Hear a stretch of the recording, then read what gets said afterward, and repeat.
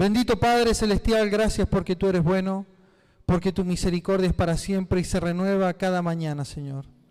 Bendice esta iglesia, bendice a mis hermanos, bendice, Señor, cada corazón, cada necesidad. Y Padre, pedimos que tú hoy nos hables, habla nuestras vidas, desafíanos, transfórmanos con tu palabra, Señor. Que tu Santo Espíritu ilumine nuestro entendimiento para comprender las verdades en tu palabra y que Él también tome esa semilla, esa palabra y cambie y transforme nuestro corazón. Ayúdanos, Señor, a estar atentos a tu voz, Señor. Pero no que quede algo, Señor, en nuestra cabeza como mera información, sino que baje a nuestro corazón para poder obedecerla en todo tiempo. Te amamos, Señor, guía este tiempo. Habla tú, Señor, en esta hora. En el nombre de Jesús oramos. Amén. Muy bien, vamos a ir al libro que hemos estado estudiando, al libro de Jueces, ¿no? Marcos. Vamos a ir al Evangelio de Marcos y vamos a ir al capítulo 1 y hoy concluiríamos con este primer capítulo. ¿Alguien podría hacernos un recuento de lo que hemos venido hablando sobre el Evangelio de Marcos? ¿Cómo empieza? ¿Milagros? Bien. ¿Cuál es la temática central del Evangelio de Marcos? Ya, dos grandes verdades. Comienza el evangelista diciendo principio del Evangelio de Jesucristo, el Hijo de Dios. Jesucristo significa Jesús es el Mesías, o sea que esa es una de las finalidades del Evangelio y presentarnos a Jesús como el Hijo de Dios. Primera parte, Marcos capítulo 1 hasta el capítulo 8, versículo 30, 27 al 30, hasta ahí se nos muestra la verdadera identidad de este Mesías, de Jesús como Mesías. De ahí viene Jesucristo, Jesús es el Mesías. Y a partir del capítulo 8, versículo 30 en adelante, hasta el capítulo 16, versículo 8, se nos muestra a Jesús como el Hijo de Dios. Por eso está encabezado, principio del Evangelio de Jesucristo, Hijo de Dios. Ahora, ¿qué otra cosa más podemos destacar del Evangelio de Marcos? De lo que hemos visto en este primer capítulo.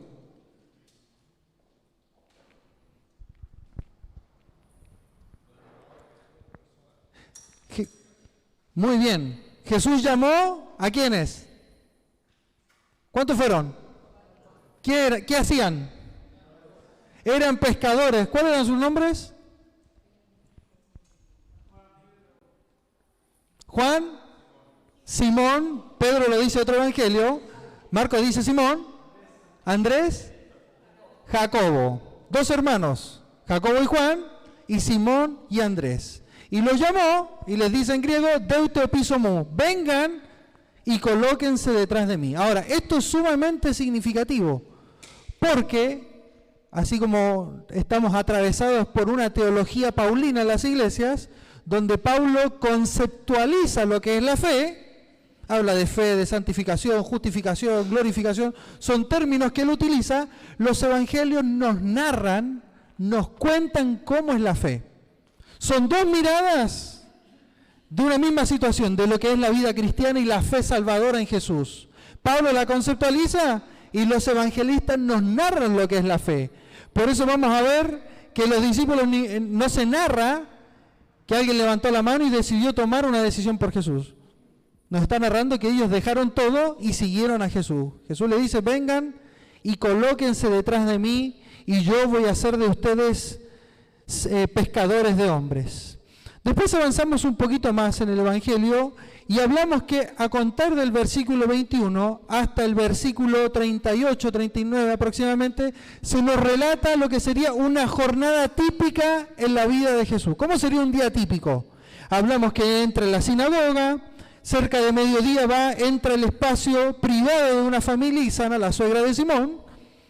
Después, cuando llegó la noche, versículo 32, cuando llegó la noche, luego que el sol se puso, le trajeron enfermos, endemoniados y él los sanó. Y levantándose muy de mañana, al otro día, el relato dice que Jesús se fue a un lugar solitario, un lugar inhóspito, desierto, y se puso a orar. Ahora esa oración también direccionó el nuevo rumbo que iba a tomar Jesús, Porque en el versículo 38 Jesús Él les dijo, vamos a los lugares vecinos para que predique también allí, porque para esto he venido. Literalmente el texto griego dice, porque para esto he salido. He salido una salida teológica, salí del Padre para anunciar las buenas nuevas, pero también salgo de Capernaum para que otros conozcan el Evangelio. Y a contar del versículo 39 se nos presenta esta puesta en acción de Jesús, cuando Él dice después de que vamos, Él dice que y predicaba en las sinagogas de ellos, en toda Galilea, y echaba fuera a los demonios. Este texto es un tanto introductivo, que de alguna forma nos sumerge en la película que viene, en la perícopa o en el relato que viene a continuación, que justamente tiene que ver con otro relato de sanidad. ¿Cómo encabeza sus Biblias? A partir del versículo 40. Jesús sana un leproso. Bueno, ahora, explícitamente, esta va a ser la primera sanidad que presenta el Evangelio de Marcos en relación a un sentido teológico. Nosotros hablamos de la sanidad de la suegra de Simón, del hombre que tenía el espíritu inmundo, pero ahora empieza a tomar un poco más de fuerza el sentido teológico de lo que tiene que ver con la sanidad. Después va tomando mucho más fuerza a contar del capítulo 2. Y vamos a leer el versículo 40 hasta el versículo 45 para ver qué es lo que Jesús está haciendo, qué es lo que Jesús está diciendo y qué es lo que Dios nos interpela en esta mañana. Ahora, antes de adentrarnos en el texto, quisiera que nos preguntáramos, nos hiciéramos las siguientes interrogantes. ¿Cuál es nuestro concepto de pureza o limpieza espiritual? ¿De qué manera buscamos ser limpiados por Jesús? ¿Cómo reaccionamos frente a aquellos que necesitan otra oportunidad? Porque somos especialistas en pedirle oportunidades a Dios.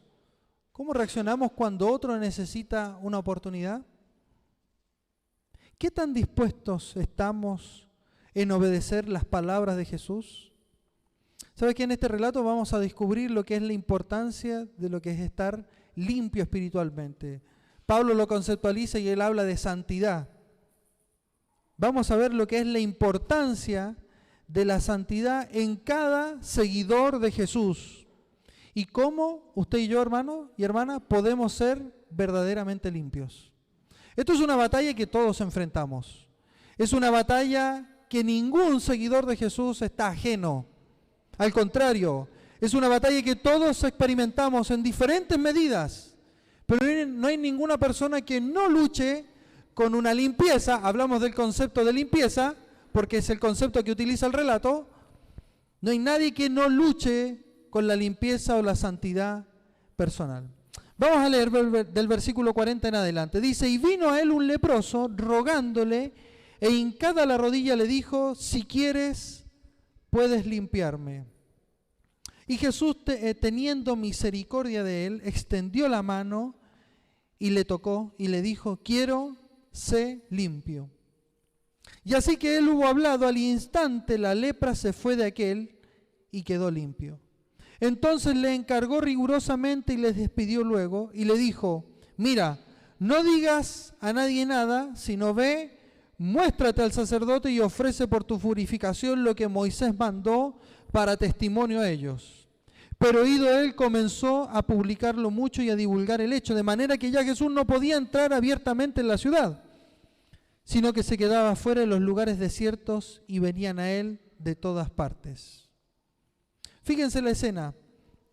Dice que dentro del ministerio de Jesús, recuerden que del versículo 32 al 34, se nos habla de un sumario, un resumen de la actividad de Jesús, de lo que viene haciendo, y versículo 38 y 39 también es una especie de sumario, donde dice Jesús, vamos a otro lado, vamos a predicar, vamos a llevar el evangelio, y el 39 dice que predicaba en las sinagogas, expulsaba fuera demonios, y en esa actividad, en el entorno de Galilea, dice que un hombre leproso se le acercó a Jesús. Este leproso salió en busca de ayuda de Jesús. Ahora, cuando hablamos de la lepra, nosotros sabemos que la lepra es una enfermedad terrible.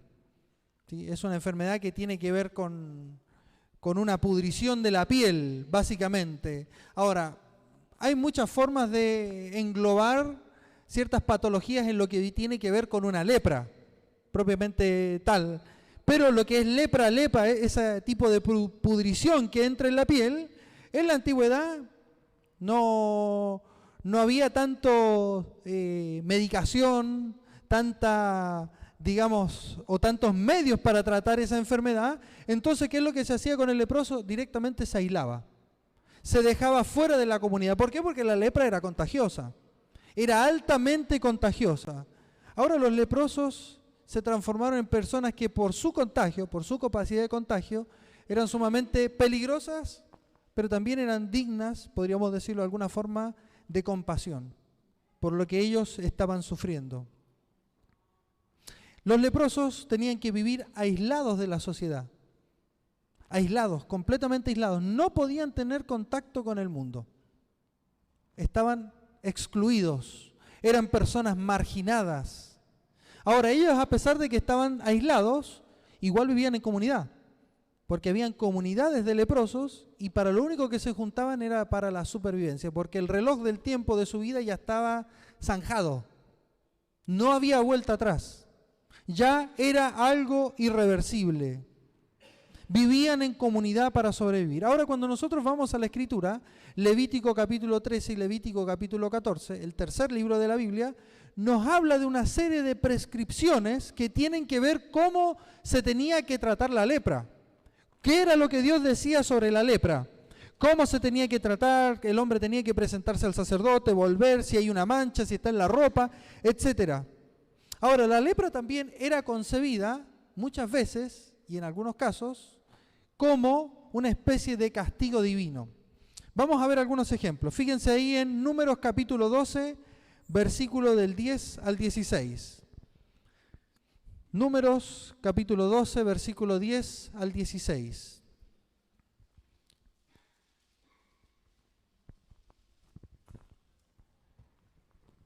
Le voy a pedir ahí a mi hermano Gabriel Ruz, si nos ayuda con la lectura. Vamos a esperar que todos lo encuentren. Y después nos va a ayudar con la lectura nuestro hermano Rodo. Segundo libro de Crónicas, capítulo 26, versículo del 16 al 21. Hermano Gabriel. Números 12 del 10 al 16. Sí, Números 12 del 10 al 16.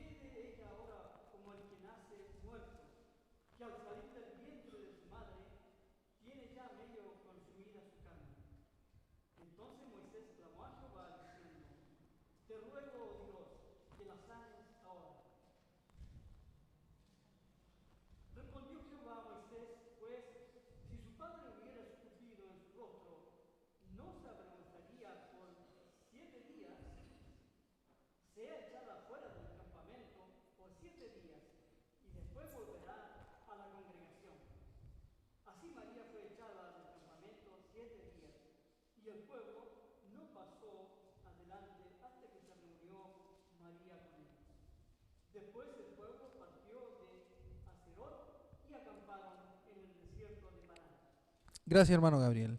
El relato nos dice que María o Miriam, la hermana de Moisés, dice que estuvo hablando mal acerca de él, entonces recibió este castigo de la lepra por lo que había hecho. El siguiente texto. Segundo libro de Crónicas 26, del 16 al 21.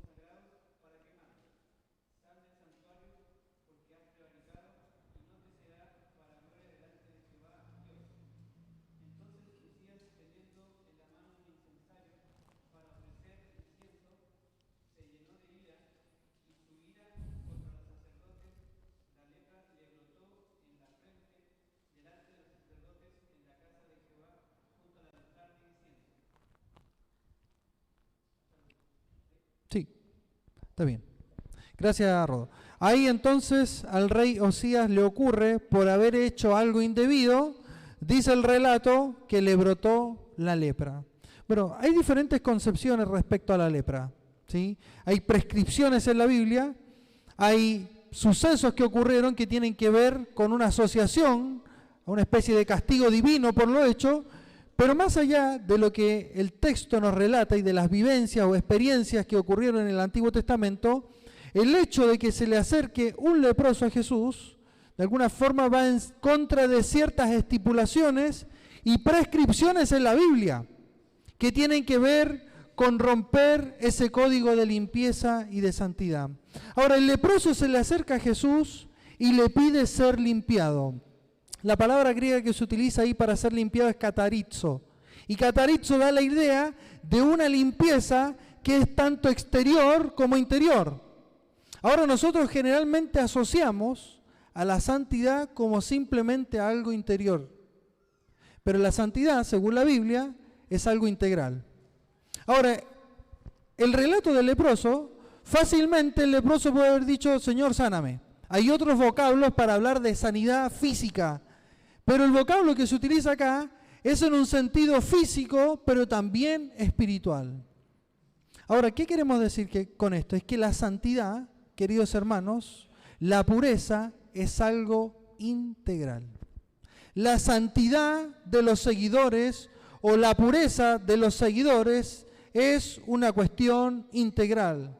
De manera que la lepra de este hombre está prefigurando la lepra que llevamos en nuestro interior, que se llama pecado. ¿Sabe qué? Todos somos en cierta medida leprosos. Todos estamos manchados por el pecado. Todos tenemos una lucha diaria con la limpieza, con el estar puros y el ser impuros. Pero lo más importante que nos está diciendo el relato es que esa limpieza, más allá del aspecto físico, tiene que nacer desde lo interior. No hay posibilidad de ser limpio afuera si por dentro no estoy limpio. No hay santidad externa si no hay santidad en el corazón, en la forma de pensar, en mi forma de ver a Dios y de verme a mí frente a Dios. Por eso la pureza o la santidad comienza en el ser interior del hombre. Jesús, en las antítesis del reino, en el Sermón de la Montaña, él habla justamente de esto. Le dice a los judíos, ustedes son unos hipócritas, porque lo único que hacen es cambiar su conducta de afuera, pero su corazón está lejos de mí. Por eso les dice, ¿oíste que fue dicho? No matarás. Ellos se jactaban de que no mataban a nadie. Pero dice el que le dice fatuo, el que odia a su hermano en su corazón, ya es culpable de morir en la gehenna. O sea que le dice, ¿sabes qué? El pecado comienza no solo en las acciones físicas, son un reflejo de lo que hay en el corazón. Por eso la santidad debe ser integral, pero debe nacer del corazón del pecador. Es una batalla que todos y cada seguidor de Jesús debe enfrentar. Ahora, me llama mucho la atención la actitud de este leproso. Dice que vino él, un leproso, rogándole e hincada la rodilla le dijo, si quieres, puedes limpiarme. Un hombre marginado, posiblemente un hombre sin esperanza, un hombre que había sido objeto de críticas, un hombre desdichado, un hombre quizás amargado por la vivencia de cargar con una lepra, tanto física como también espiritual. Ahora, el hecho de que este hombre se haya acercado a Jesús es el primer paso para ser verdaderamente limpios, para experimentar una limpieza espiritual de cada seguidor de Jesús. La actitud del leproso nos da ciertas claves, específicamente nos da 4 claves de cómo practicar la santidad personal. En primer lugar, dice que vino a él un leproso. Lo primero que debe haber en un seguidor de Jesús es que un seguidor de Jesús debe buscar esa santidad. A veces creemos que la santidad que el cristiano tiene que vivir es una santidad que va a caer por arte de magia. ¿Sabes qué? Tú debes buscar esa santidad. El buscar la santidad implica de hábitos. Implica, como dice Pablo a los romanos, cambiar nuestra manera de pensar y de esa manera yo voy a generar nuevos hábitos, un nuevo estilo de vida, una nueva forma de conducta. Pero tiene que partir por el deseo de buscar la santidad personal. ¿Sabes cuál es el gran fracaso hoy de los cristianos en no vivir en santidad? Es porque no desean vivir en santidad. No desean la santidad. No desean desarraigarse del pecado. Aman las prácticas pecaminosas. Aman su pecado. Es un pecado, una especie de pecado regalón, que se ama tanto que te impide seguir a Jesús. ¿Sabes qué? El comienzo es desear buscar la santidad. La segunda cosa o la segunda clave que nos da este leproso dice que este hombre le rogó e hincó la rodilla. Eso nos habla de un concepto de humillación, de reconocer nuestro pecado y de reconocer también nuestra necesidad de perdón. ¿Sabe que repetimos a veces mucho el texto que está en 1 de Juan, que si confesamos nuestros pecados, Dios es fiel y justo para perdonarnos y limpiarnos de toda maldad? La palabra que se utiliza para confesar es exhomologueo. Literalmente significa decir o pensar lo mismo que Dios dice acerca de mi pecado. A veces creemos que estamos en una especie de confesatorio. Yo digo, Señor, tengo una deuda, te la menciono y quedo saldado. Mi deuda está pagada. Jesús ya la pagó en la cruz, listo, yo lo confieso y estoy limpio. ¿Sabes qué? Cuando nosotros caemos en esa rutina y no nos damos cuenta de que para Dios el pecado es grave, vas a vivir en un círculo vicioso por años. Y Jesús dijo en el Evangelio de Juan que el que hace pecado, ¿se acuerdan? Esclavo es del pecado. Cuando yo ruego, como hizo este leproso, e hinco mi rodilla, me humillo delante de Dios, reconozco que necesito de su perdón, pero también reconozco, pienso, considero el pecado como Dios lo ve. Solo desde esa posición yo voy a poder enfrentar el pecado a la manera de Dios. Dice que el leproso, rogándole e hincada la rodilla, le dijo, si quieres puedes limpiarme. Una tercera clave es que debe ser parte de nuestro clamor a Dios y el deseo personal el hecho de ser santos. No es posible concebir la santidad personal cuando no es parte de nuestro deseo o nuestra plegaria a Dios. ¿Sabes que esta súplica que hizo este hombre leproso refleja su deseo personal de ser santo?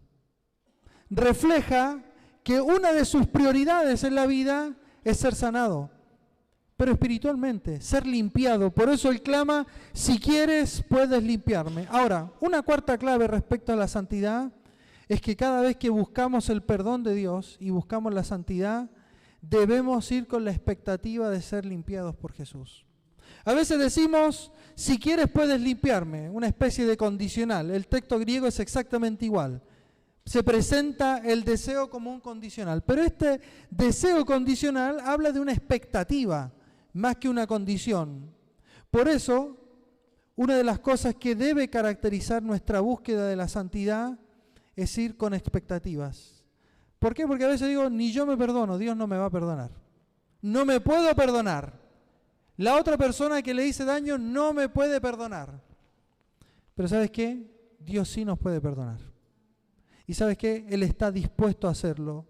¿Recuerdan cuando comenzamos a estudiar el Evangelio de Marcos?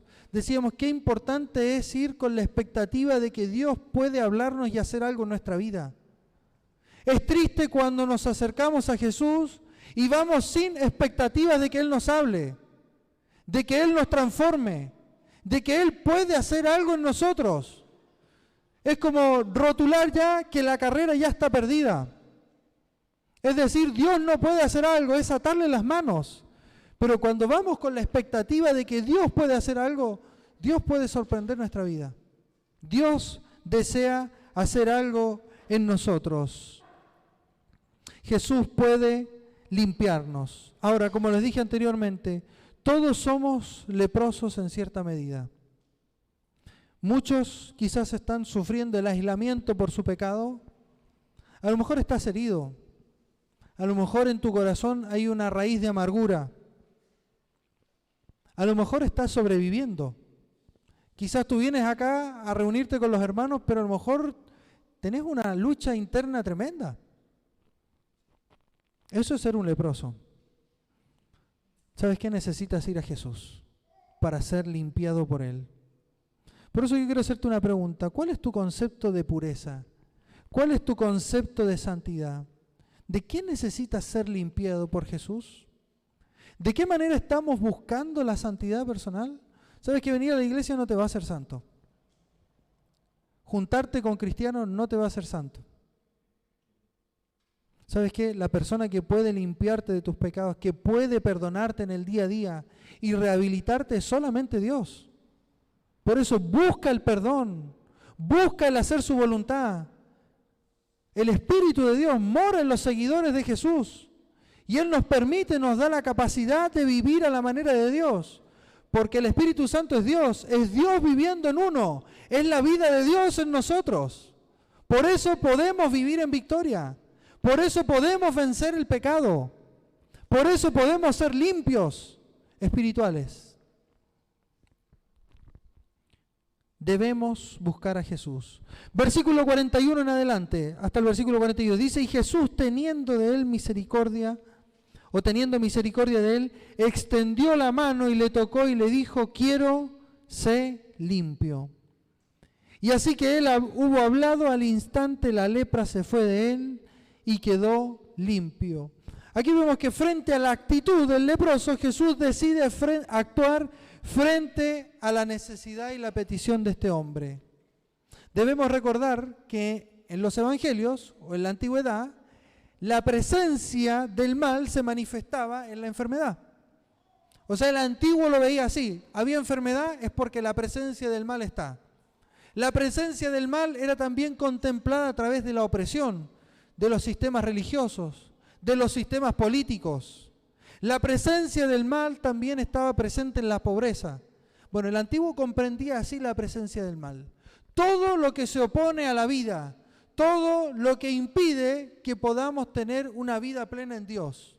Era la forma en que los antiguos concebían lo que es la presencia del mal. Ahora cuando Jesús viene e instaura su reino, lo que Él está haciendo es que con su presencia vence la presencia del mal. El reino de Dios vence el poder de las tinieblas. Por eso el relato aquí no solamente prefigura la sanidad espiritual de un hombre, sino que prefigura la supremacía del reino de Dios en los seguidores de Jesús. El relato nos dice, fíjense, y Jesús teniendo de él misericordia, o misericordia de él, extendió la mano y le tocó y le dijo, quiero ser limpio. Me encanta esa frase donde dice él teniendo de él misericordia. El vocablo griego que se utiliza ahí es splanchizomai, y viene del splagna o del splagnón, que son los intestinos. De ahí viene que literalmente habla de la compasión, de que se le mueven las entrañas. ¿Sabes qué? Jesús vio el sufrimiento de este hombre, vio la impotencia de este hombre de ser limpiado por sí mismo. Jesús vio el rechazo que este hombre había sufrido por años y se le conmovieron las entrañas de tal forma que él fue movido a actuar en beneficio de él. Hay un biblista y un teólogo español llamado John Sobrino, y él dice que si pudiéramos definir uno de los elementos más estructurales del ministerio de Jesús, tiene que ver, o el más estructural tiene que ver con la misericordia. Cada movimiento que Jesús hizo en su ministerio en sanar, en expulsar fuera demonios y en rehabilitar en la vida a las personas, tiene que ver con la misericordia.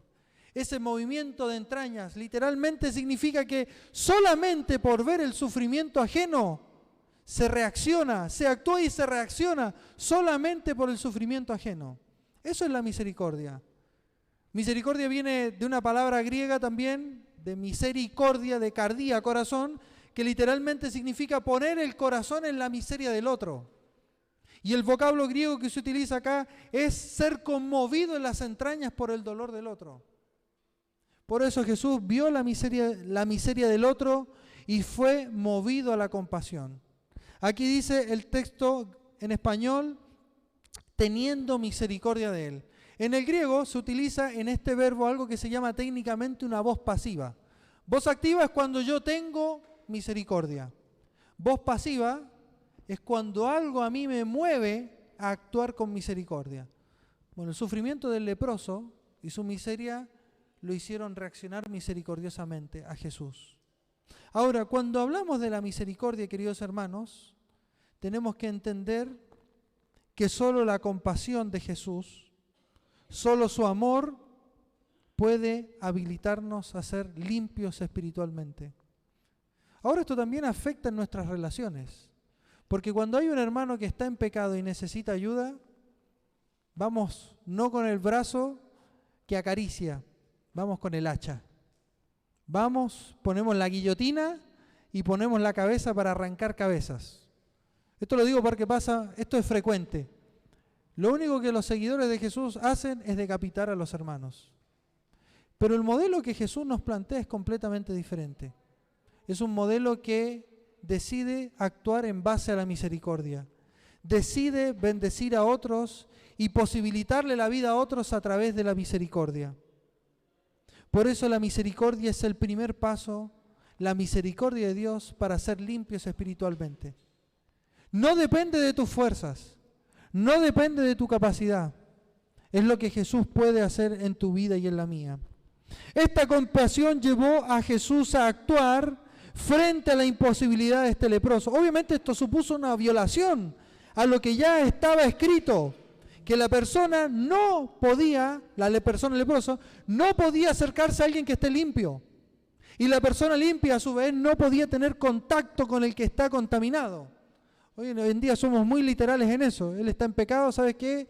No hay que ni acercarse, ni lo saludemos.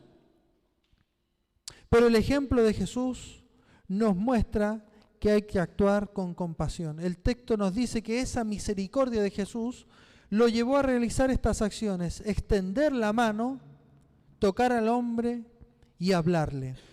Ahora, la palabra griega que se utiliza para tocar es interesante porque en muchas partes de los evangelios se traduce como el hecho simple de tener un contacto físico.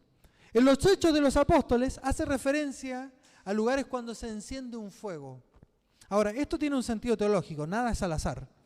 Por eso creemos que la palabra de Dios es inspirada por Dios y cada cosa que se dice está perfectamente engranada para comunicar lo que Dios desea comunicar.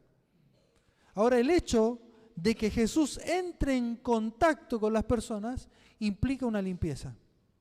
Es como ese fuego purificador. Por eso dice que Jesús extendió su mano y le tocó. Ahora, si nosotros pudiéramos buscar un texto como el de Juan 3:16 en el Evangelio de Marcos, donde dice que de tal manera Dios amó al mundo que dio a su Hijo para que todo aquel que en él cree no se pierda, sino que tenga vida eterna, sería Marcos capítulo 1, versículo 41. De eso se trata el Evangelio y la salvación. Es cuando Jesús entra en contacto con los pecadores y decide salvarlo. Dice que Jesús extendió la mano, tocó al hombre y le dijo: quiero ser limpio. El contacto de Jesús con el leproso hizo que este hombre quedara completamente limpio. Ahora, este contacto y estas palabras de Jesús reflejan dos verdades que son importantes para ti y para mí. Lo fueron para el leproso, pero lo son para ti y para mí. Primero, es el deseo de Dios de que vivamos santos, de que vivamos en santidad. El deseo de Dios es limpiarnos de toda impureza física y espiritual. Cuando hablamos de pureza física y espiritual, son dos cosas que a veces las separamos, pero son juntas. No hay santidad interna si tampoco hay prácticas externas, físicas, que sean santas, y viceversa. Cuando yo practico algo que es indebido, obviamente va a afectar mi santidad interna. Por eso van de la mano.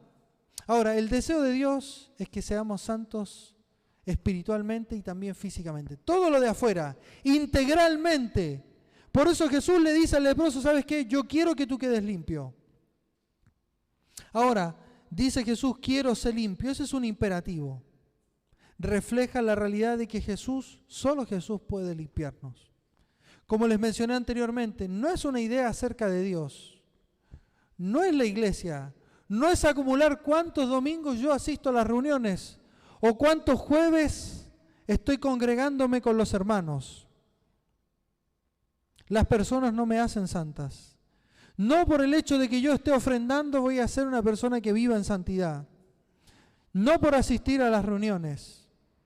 Es solo Jesús cuando nosotros buscamos su perdón y vivir en obediencia. El relato nos relata que inmediatamente, versículo 42, así que él hubo hablado, al instante la lepra se fue de aquel y el hombre quedó limpio. Literalmente la lepra salió despedida de él y este hombre quedó limpiado. Cuando buscamos a Jesús por limpieza o por santidad o por pureza, tenemos la garantía de que Él nos va a limpiar. ¿Sabes qué es una promesa? Es una promesa. Ahora, cuando hablamos en este sentido de la pureza y de la santidad, respecto a este contacto que tiene Jesús, estamos hablando de que la pureza es de carácter relacional.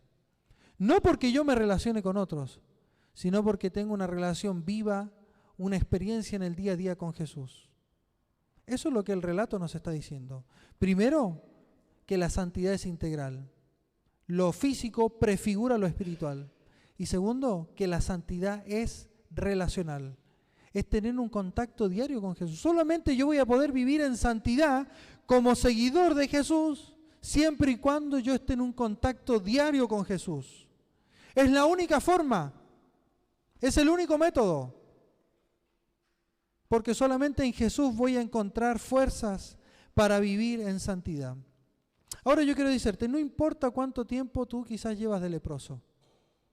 No importa cuál es la profundidad de tu pecado. No importa incluso cuáles hayan sido las consecuencias, porque el pecado siempre trae consecuencias. No es barato, no es gratis y no es barato. El pecado paga caro. Siempre va a haber consecuencias. Ahora, no importa la profundidad, no importa las consecuencias, porque Jesús siempre está dispuesto a perdonarnos y a darnos otra oportunidad. De eso hablamos de gracia. Gracia no es libre albedrío, pero la gracia nos habilita para poder seguir en la comunión y poder vivir limpios espiritualmente. Solo su acción nos permite estar limpios para poder seguirlo a Él sin ningún tipo de impedimento. Por eso ahora yo te pregunto, ¿qué tan profundo y qué tan arraigado está el pecado en tu vida? ¿Estás necesitando ayuda?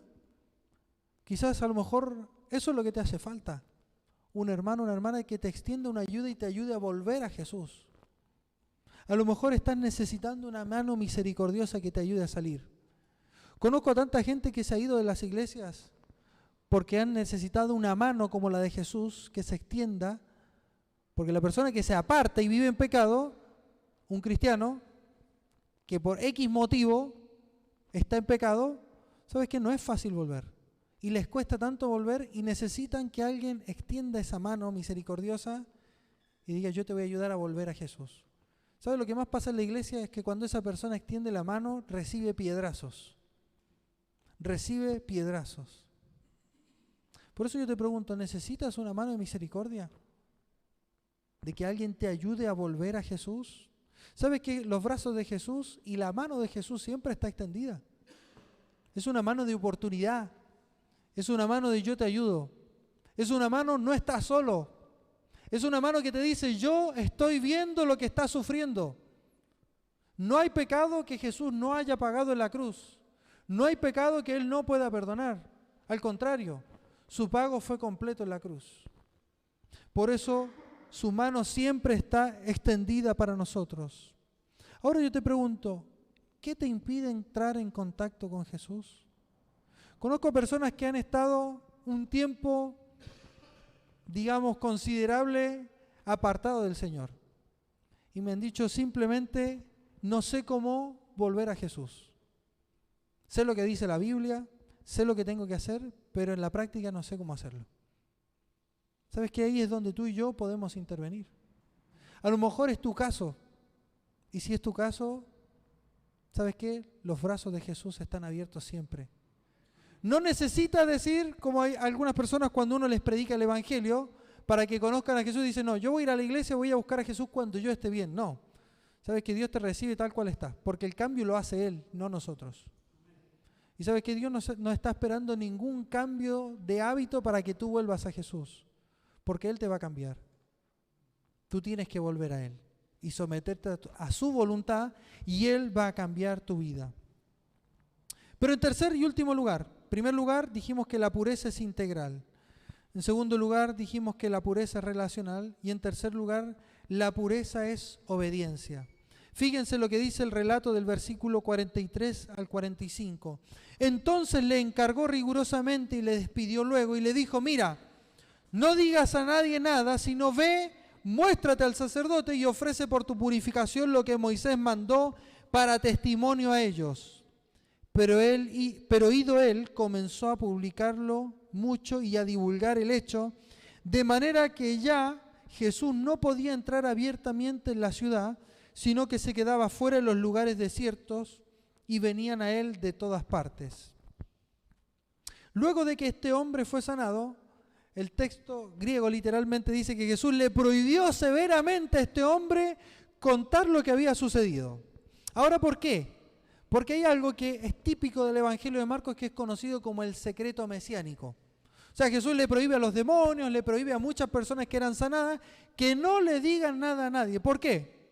Porque los primeros 8 capítulos, y después va a tener su clímax a partir del capítulo 14, en el relato de la pasión 14 al 16, lo que Jesús y lo que el evangelista nos va a mostrar es que la verdadera identidad del Mesías se comprende solo a través del sufrimiento. ¿Por qué? Porque en ese tiempo había una expectativa mesiánica de que el Mesías nos va a liberar de los romanos. Bien, el Mesías va a ser un tipo celote y va a hacer la guerra con espada contra los romanos y nos va a liberar de la opresión romana.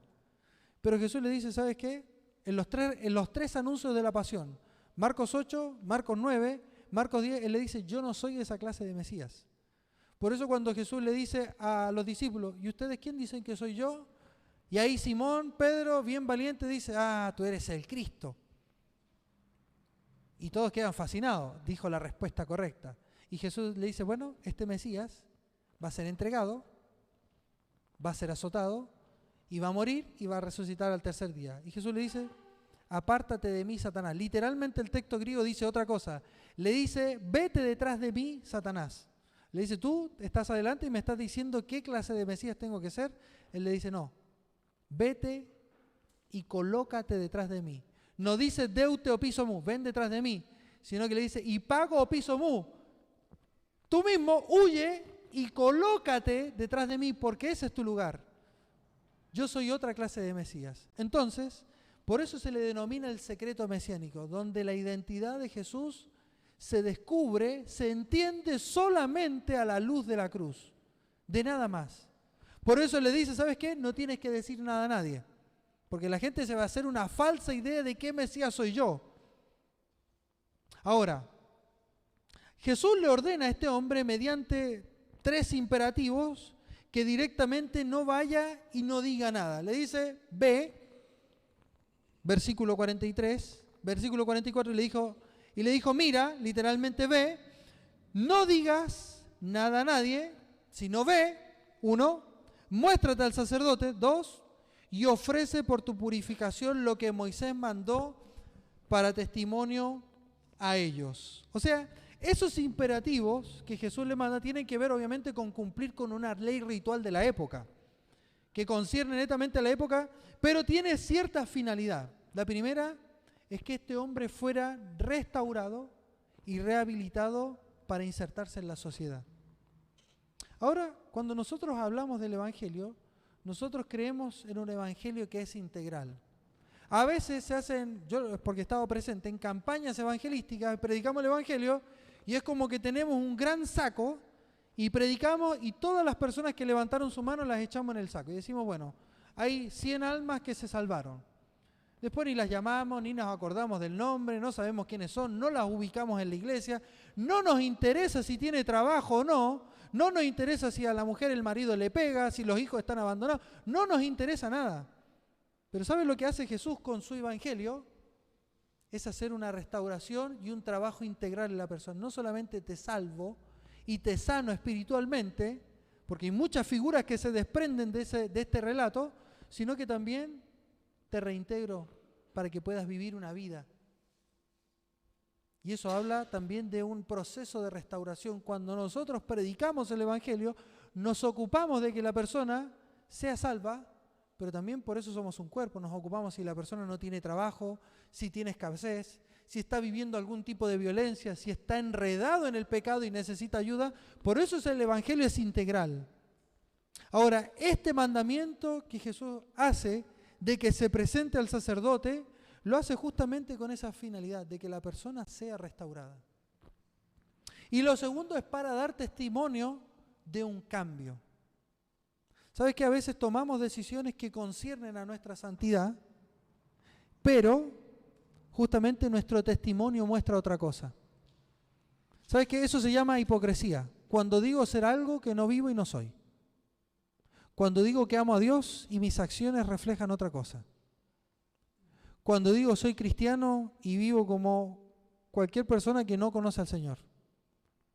Cuando digo que deseo vivir una vida espiritual y mis motivaciones y lo que otros ven de mí refleja exactamente otra cosa.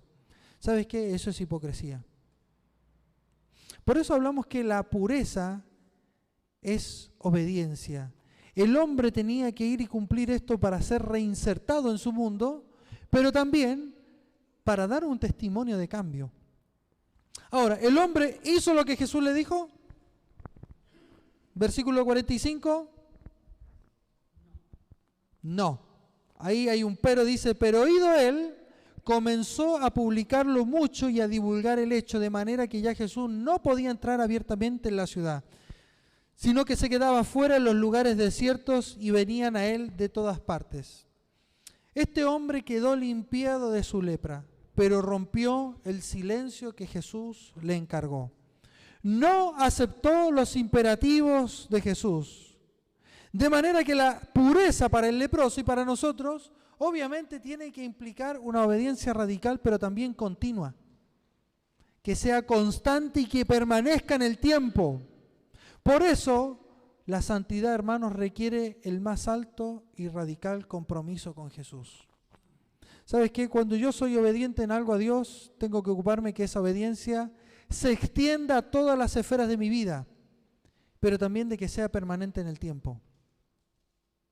¿Sabes qué? No se concibe, según la Biblia, un seguidor que tenga una obediencia parcial y nula, que sea esporádica y puntual en ciertas cosas. La obediencia de los seguidores de Jesús debe ser radical y debe ser constante en el tiempo. A pesar de que este hombre fue limpiado, quiso mostrar cierta obediencia, el relato dice que empezó a publicarlo y a divulgar el hecho. Ahora uno lo ve y dice, lo que hizo fue fantástico. Está correcto, porque fue y predicó, le dijo a las multitudes, pero muchas veces nuestras intenciones de querer hacer lo correcto estropean un plan mayor que tiene Dios. ¿Por qué? Porque nuestra perspectiva muchas veces es corta, es acotada. Y sabes, esto tiene que ver justamente con el sentido de obediencia. No solamente tenemos que llevar a cabo la misión de Jesús, sino hay que hacerlo a la manera de Él. ¿Sabes lo que Dios busca antes de que tú vayas y lleves la misión de Jesús? Lo primero que Él busca es tu santidad. No hay posibilidad de llevar la misión de Jesús si no hay una santidad personal en nuestra vida. ¿Por qué? Porque se transforma en un obstáculo para llevar adelante la misión de Jesús. Dice que Jesús ya ni siquiera podía presentarse en público. Se estaba rompiendo ese secreto mesiánico, de manera que Él tenía que ir a lugares solitarios y las personas de todas formas acudían a Él. Ahora, la desobediencia de este hombre prefigura muchas veces la desobediencia de nosotros. ¿Sabes que Dios desea usar personas limpias para su obra? Dios limpió a este hombre para usarlo limpio y para que él permanezca en obediencia y sea limpio. ¿Y sabes qué? Muchas veces nuestra no sujeción a los imperativos de Jesús rompen con esa cadena de obediencia, siendo que es lo primero que Dios desea. Para usar a las personas debe haber obediencia, debe haber santidad. Ahora, ¿sabes qué? Este relato es importante porque marca una bisagra en el relato. La primera sección, dejando a un lado lo que es la presentación del Evangelio de Marcos, la primera sección va del 1:21, Marcos 1:21, hasta el capítulo 3, versículo 6. Imagínense un tríptico. Este texto es la parte central del tríptico, porque aquí, hasta el capítulo 3, versículo 6, comienza una sección que se denomina como las controversias de Jesús. O sea que en la primera sección, todas las señales que Jesús hacía, la gente se maravillaba de lo que Él estaba haciendo. Fascinada, su fama se extendió. Pero a contar del capítulo 2, y luego de esta sección, luego de esta obediencia parcial del hombre, lo que empieza a suceder es que Jesús empieza a recibir oposición en su ministerio. Por eso es importante, queridos hermanos, considerar el aspecto de la obediencia como clave de nuestra vida de santidad. Ahora, para terminar, yo te pregunto, ¿cómo está tu obediencia a la palabra de Dios? ¿Qué te impide obedecerla? ¿Sabes qué? A veces justificamos nuestra desobediencia en nombre de Dios. Eso es lo que veo en este hombre. Un hombre que justifica su desobediencia en nombre de Dios. ¿Faltamos a nuestro compromiso por Jesús, por creer hacer lo correcto? ¿Sabes que la santidad comienza desde adentro y se extiende hasta afuera? Sin santidad no hay posibilidad de llevar adelante la misión de Jesús. Por eso la misión implica que nuestro corazón esté comprometido con la santidad de Dios. Sergio.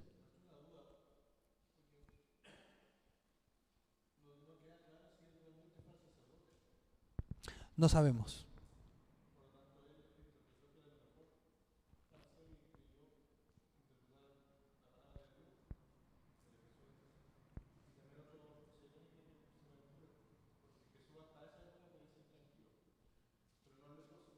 ¿Cómo?